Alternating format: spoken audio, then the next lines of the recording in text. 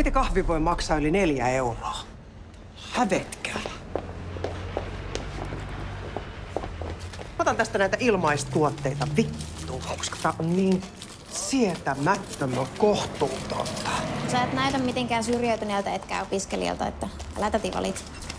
Ole sinä teini, et tajua yhtään mistään mitään. Ole hiljaa. Mä saan juoda tätä vettä. Tää on verorahoilla maksettu. Joo, mut noi astiat ei.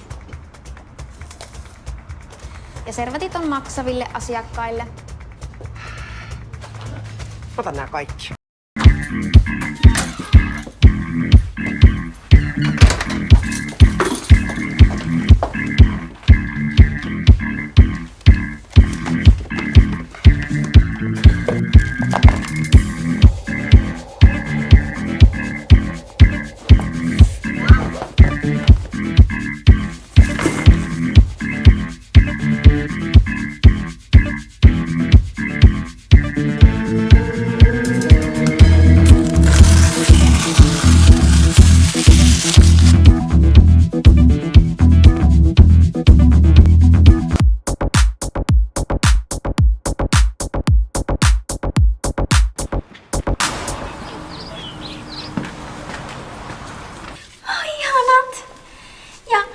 Synttäri aina.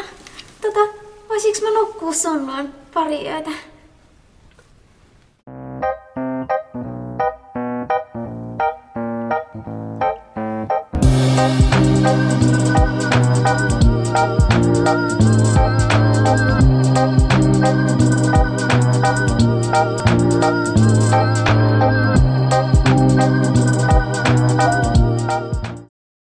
Urbaanilta kaupunkiympäristöltä kaipaan. Pasilla luomussa semmoista niin kuin, mä en oikein tiedä, vähän semmoista taianomaistakin fiilistä. Kutosluokan jälkeisenä kesänä aloin käyttää meikkiä ja olin siitä tosi nolona, koska pelkäsin, että et hyväksy. Kesän lopussa laitoitkin viestin. En halua olla sun kaveri enää, kun susta on tullut tommonen hienostelija. Kyllä mun sydämeen sattui. Yläasteella vietit aikaa yksin. Olen etsinyt sinua somesta usean otteeseen tässä vuosien varrella, mutta en vaan löydä sua mistään. Olen tavallaan ikävöinyt sua. Vahva luonteesi rohkaisi mua jotenkin olemaan oma itseni ja oma itseni todellakin olen ollutkin. Anteeksi antamattomasti.